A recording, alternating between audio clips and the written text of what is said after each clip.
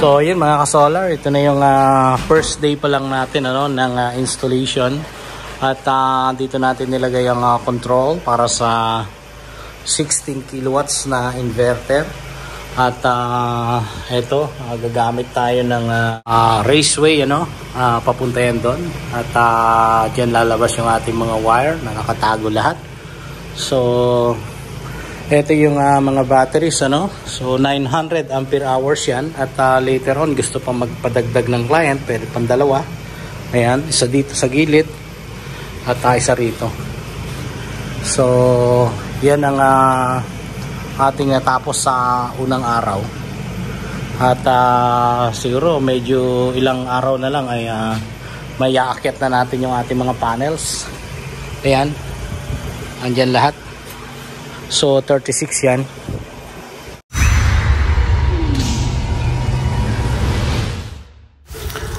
So dito ay ini-instructan ko na ang team para alam nila kung ano yung gagamitin na size ng ating AC wires, yung mga THHN wire na magko-connect sa grid lines at saka sa load side. So mula dun sa inverter papunta yan dito sa control box, yung metal enclosure na medyo malaki-laki dahil nandyan ang ating controls ng AC. At kasama na yung surge protection device na nakaparallel sa grid line or dun sa AC line. Back safe 79%.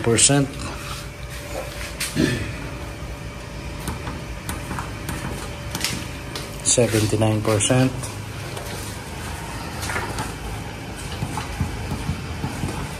79. So lahat 79. 79.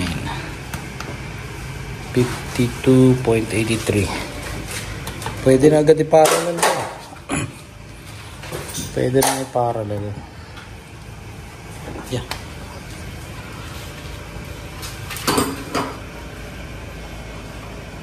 So yung mga connection ng AC wires natin, except doon sa PV cable na pababa galing doon sa bubong sa roof para ma-connect natin yung mga panel, ay hindi pa available. At ito okay na rin yan. Diyan sa inverter, ito yung battery breaker na main, tapos naglagay pa tayo ng individual DC MCCB na nakakonect doon sa kanya-kanya na battery, kasi walang DC MCB yan na built-in, kaya nilagyan natin ng kanya-kanyang battery breaker.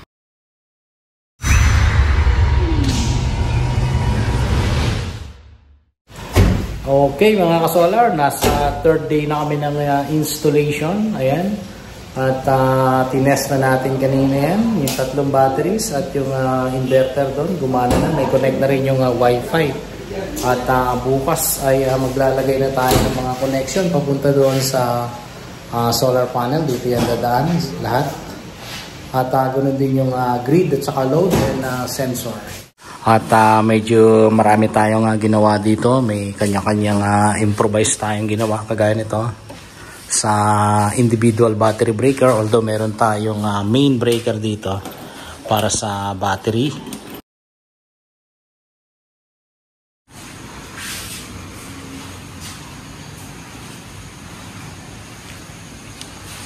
So ayan na, halos tapos na natin ang batteries, controls, tsaka yung inverter.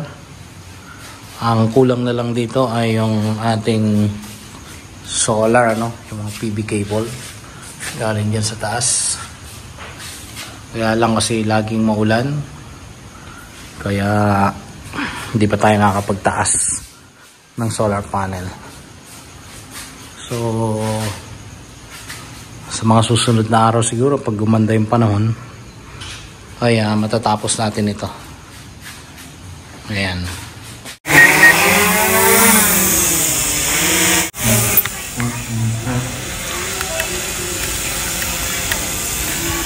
Yun. Meron ng 1, 2, 3, 4, 5. Ayan.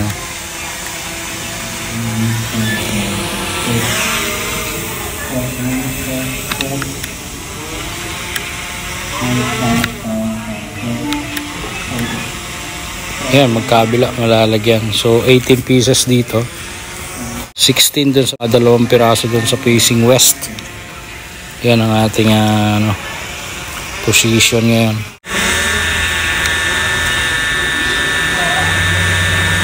Ayan, okay. So ayan na. Ayan pa lang. So itong kabilang ito ay 18, no?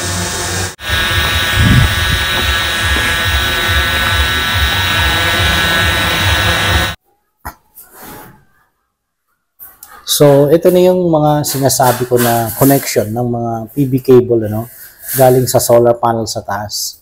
String 1, string 2, string 3. So, yan yung sinasabi ko na 36 pieces. Kung susumahin natin, 12 dito, 12 rito, 12 dito. So, tatlong 12-12 yan. Pero, yun nga, sabi ko na naka 2P, 6S. Kaya, yung 12-12-12 na yun ay 36 pieces. At itong nasa taas, mga AC connection yan. Ibig sabihin yan ay nandyan yung load side mo, nandyan yung ATS control, kasi malaki-laki yun. At yung ating breaker para sa grid side ng inverter. So kung makikita nyo, no, pang 3-phase yung ginamit natin dito na ATS. Dito lang yung available natin. Wala na ako nung 2-pole. So, 4-pole ito, pang 3-phase. Okay.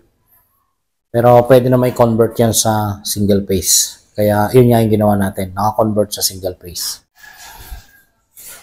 So, pagka nag-okay na yung ating solar panel, ano, yung ating minamount na solar panel, ay saka na natin paandarin.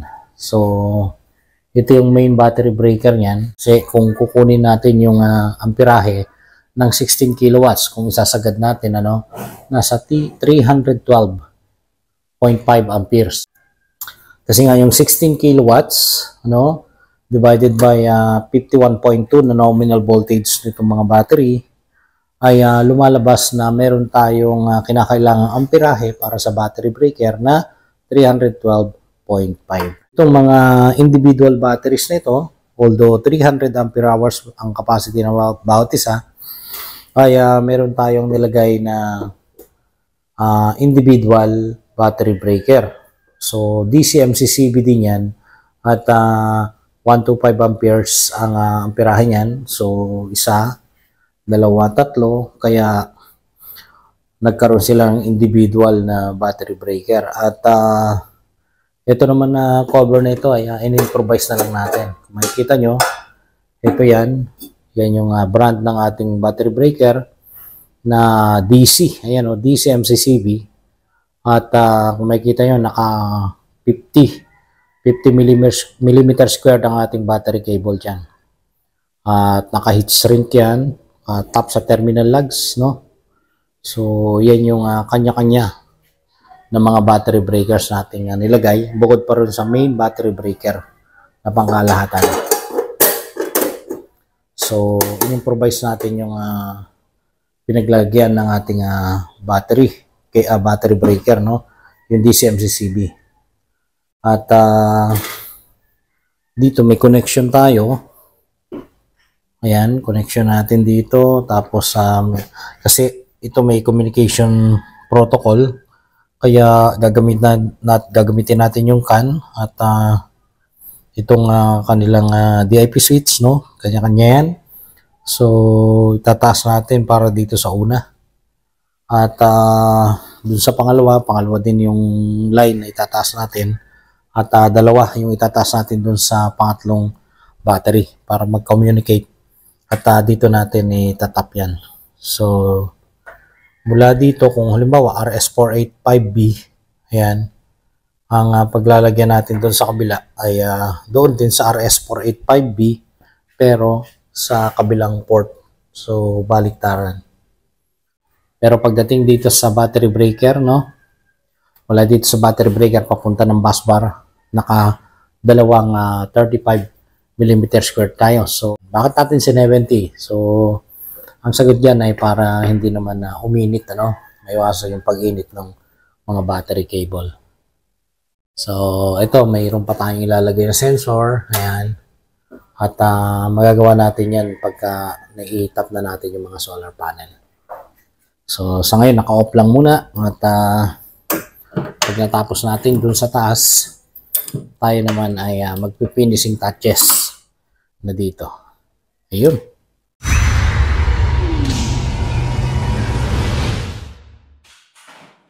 So, yan mga ka-solar, mag-check muna kami ng continuity kasi bago i-power up, kailangan na makita muna natin kung tama yung ating ginagawang connection, ano? So, sisimulan natin sa AC lines, no? Bago tayo pumunta sa DC. Kasi itong mga to, nasa taas ay mga AC lines yan, lahat. At nasa baba na green ay para sa DC yon, DC. So, medyo malayo lang yung connection, pero gagamit tayo ng extra na wire. So, doon muna tayo sa grid side. Grid side tayo sa line. Doon tayo magsimula sa neutral. Okay. So, pag tumunog, ibig sabihin, may continuity tayo, no? So, gumamit tayo ng isang linya.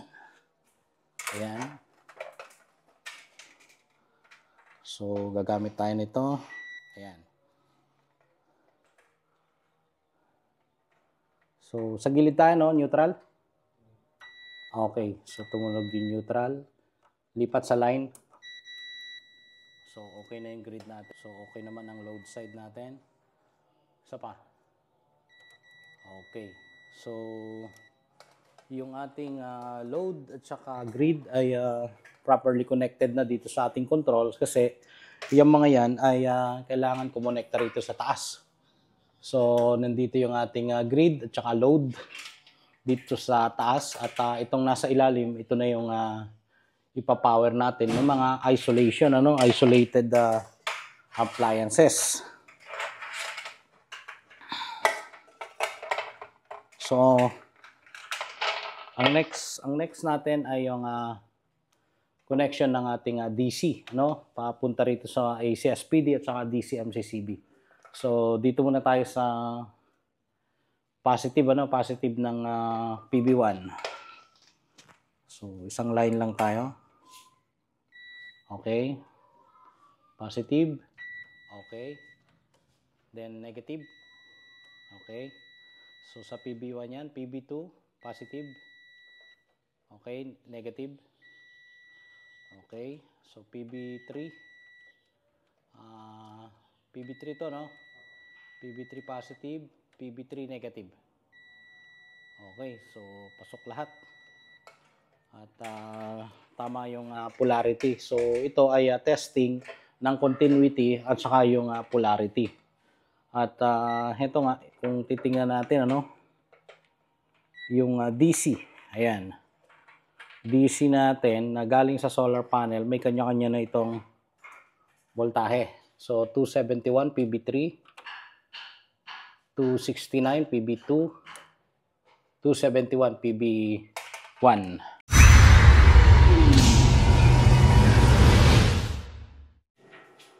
So, yan mga ka-solar, nag-i-stress test na tayo, no? Stress test, ibig sabihin ay pinapaandar na natin halos lahat ng appliances niya. Ayan, 17 kilowatts. At kumuha na siya sa grid. So, merong water heater ng pinaandar. So, yan. Nag-26 nga, oh. Grabe ang taas. Pero, kumuha na ito sa grid. At, ito, medyo bababa pa kung itataas natin yung discharge current, no? Yung pwede niyang kunin sa battery. So, 26, ibig sabihin may mga kasama ng mga inductive loads na talagang malalakas. Ayan, at nakalimit pa muna yung power natin na kinukuha sa solar kasi nga yung charging current natin ay hindi natin pwedeng itaas pa muna at mamaya na lang natin maitataas yan. So, ang nagsusupply ngayon ay ang solar at saka yung battery. At kumukuha sa battery ng 7.25 kilowatts, 5.96 ang kinukuha sa solar. At halos magte 30 kilowatts na. Ayan o. So, tinaasan. Kasi gusto kong maipakita sa kanya na kahit sumobra yung consumption nito, pagka merong grid, ay pwede pa rin umandar itong system. So, yan, at kumukuha na yan sa grid. Yan, nasa 33. 33 na nga yan eh. So, ini-stress na natin. Okay. So, yan ang stress test natin ngayon dito sa ating inverter. 16 kilowatts lang itong ating inverter na yan, no? Ayan, 16 kilowatts yan. At kung makikita nyo, ang ating kinukuha sa grid, ayan, ay nasa 20 lang, no? At yung 13, yun yung galing sa battery at saka sa solar. Kasi meron pang, medyo nilimit pa rin natin yung kinukuha natin sa battery. Para hindi naman masyadong madrain, no? Pero sa ngayon, ayan, medyo tumaas din yung harvest, nasa 15. Kaya ngayon, wala nang kinuha sa battery. Puro sa solar at pumunta na sa load natin. Ayan, at stress test natin niya ito. So, ito kanina, nag 15 kilowatts ang kanyang na-harvest. At kumuha sa battery, so nasupplyan pa rin niya ito. It is now 33 kilowatts drawing as your consumption. Yeah. But you are taking from the grid now because of the excess. So, at what point is it excess? What are we producing? 11 kilowatts. We are producing 11.4 here. And we get 3.4 here. So that means almost 16. Almost 100% of the inverter's rate is coming from the system. And the excess is coming from the grid. So that's 4 kilowatts. 4 kilowatts something from the grid. So this is the answer of your question before, that if in case there is a regular process like this, and if the drawing of the power is exceeded 16 kilowatts, it still run. It will cover everything. It will draw from grid. Okay. So, yeah, so this is the stress test that we are doing. Ito, medyo mag-1 hour na yung kanyang run, no? At check natin kung ilan yung pumapasok. So, 21 or 20 amperes. 20 amperes, the same.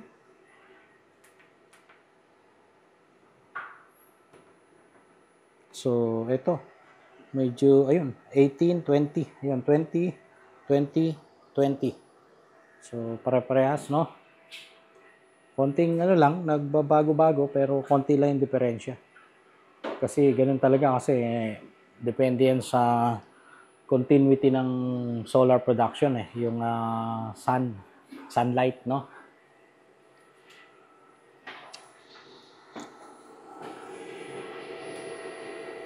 Yan, so medyo mataas-taas na rin ang harvest ngayon, nasa 8.9, pero kanina nag-14 yan, 14 kilowatts. At wala namang kinukuha sa grid. So, yan, nagba-back to zero. May konting papitik-pitik, pero magba-back to zero din yan. Ayan, kagaya yan. At ito yung negative na yan, ibig sabihin yan ang charge niya sa battery. ang percentage niya ay halos mapupuno na, no, mga 82% ang charge ng ating battery. At titingnan natin sa taas yung pagkakalagay ng ating mga solar panels. Kung okay na. Ayun.